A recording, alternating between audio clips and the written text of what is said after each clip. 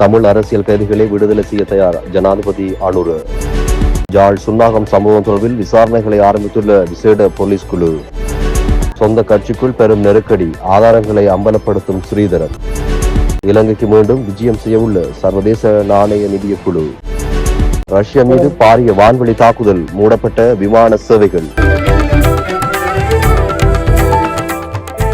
New Rangaraj தங்க சுரங்கம், Markham and Steeles, 6055 Steeles Avenue East, C102. தொடர்பென விரிவான செய்திகள். சிறையில் உள்ள தமிழ் அரசியல் கைதிகளை சட்டமா அதிபருடன் கலந்தாலோசித்து விடுதலை செய்ய தயார் என ஜனாதிபதி அனுரகுமார திசாநாயக்க தெரிவித்துள்ளார். வவுனியாவில் நேற்று நடைபெற்ற தேசிய மக்கள் சக்தியின் பொதுக்கூட்டத்தில் கலந்து கொண்டு உரையாற்றும் போதே ஜனாதிபதி இதனை தெரிவித்தார். இதன்போது அவர் மேலும் தெரிவிக்கையில், பெரும் அழிவை ஏற்படுத்திய போர் நடந்தது, ஆனால் அரசியல் கைதிகள் உள்ளனர்.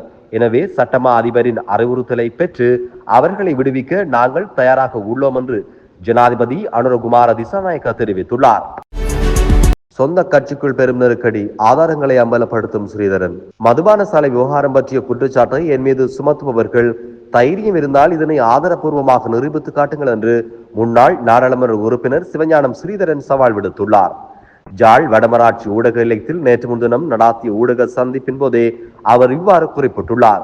என்னுடைய கடித தலைப்பிலே நானே எவ்வாறு ஒரு பதிவிலக்கத்துடன் கூடிய மதுபான சாலைக்கான விண்ணப்பத்தை கொடுக்க முடியும்?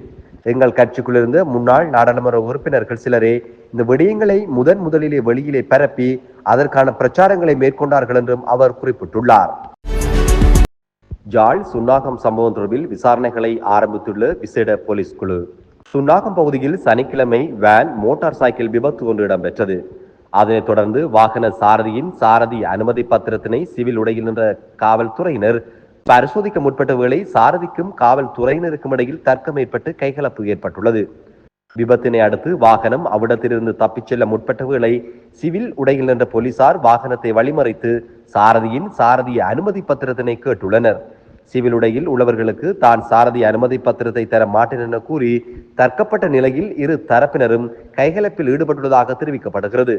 குறித்த சம்பவம் தொடர்பில் ஜாழ் மாவட்ட பிரதி போலீஸ் மா அதிபராக காலிங்க ஜெயசிங் அவர்களின் உத்தரவில் விசேட போலீஸ் குழுவினர் விசாரணைகளை முன்னெடுத்துள்ளனர். விசாரணைகளில் குற்றவியல் குற்றங்கள் கண்டறியப்பட்டால் அவர்களுக்கு எதிராக சட்ட நடவடிக்கை எடுக்கப்படும். அதேவேளை போலீசாரின் நடவடிக்கைகள் குறித்து ஒழுக்காற்று நடவடிக்கைகளும் எடுக்கப்படும். போலீசார் பொதுமக்களின் பாதுகாப்புக்காகவே கடமையில் ஈடுபட்டுள்ளனர். அவர்களுக்கென ஒரு வரையறை இருக்கின்றன. அவற்றினை அவர்கள் மீற முடியாது. மீறினால் நிச்சயமாக அவர்களுக்கு எதிராக நடவடிக்கை எடுக்கப்படும். சுன்னாகத்தில் நடைபெற்ற சம்பவம் தொடர்பில் போலீஸ் விசேட குழுவினர் பக்கசார்பற்ற விசாரணைகள் முன்னெடுக்கப்படும். சம்பவம் தொடர்பில் பூரண விசாரணைகளை முன்னெடுக்குமாறு போலீஸ் மா அதிபரும் அறிவுறுத்தியுள்ளார். நிச்சயமாக பக்கசார்பற்ற விசாரணைகளை முன்னெடுத்து நடவடிக்கை எடுக்கப்படும் என போலீசார் தெரிவித்திருந்தனர். நாட்டின் விரிவாக்கப்பட்ட நிதி வசதி திட்டத்தின் கீழ் 3வது மீளாய்வை மேற்கொள்வதற்காக சர்வதேச நாணய நிதியத்தின் குழு ஒன்று அடுத்த வாரம் இலங்கைக்கு விஜயம் செய்ய உள்ளது. சர்வதேச நாணய நிதியத்தின் சிரேஷ்ட தூதுவர் பீட்டர் ப்ரூவர் தலைமையிலான குழுவே இலங்கைக்கு வருகை தர உள்ளது. இந்த குழு இலங்கையின் பொருளாதார கொள்கைகள், நடந்து கொண்டிருக்கும் சீர்திருத்தங்கள் மற்றும் சர்வதேச நாணய நிதியத்தினுடனான முன்னைய ஒப்பந்தங்களின் நடைமுறையாக்கம் போன்றவற்றை மதிப்பீடு செய்யும்.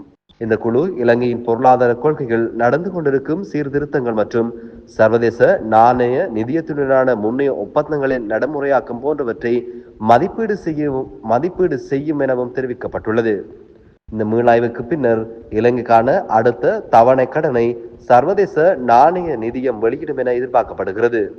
முன்னதாக எதிர்வரும் ஜனவரி அளவில் இந்த கடன் தவணையை தாம் எதிர்பார்ப்பதாக ஜனாதிபதி அனுரகுமார திசாநாயக்க தெரிவித்திருந்தமையும் குறிப்பிடத்தக்கது.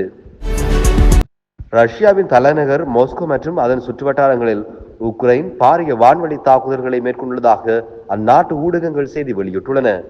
இந்நிலையில் ரஷ்யாவின் பல்வேறு விமான நிலையங்கள் மூடப்பட்டுள்ளதாக தெரிவிக்கப்படுகின்றது.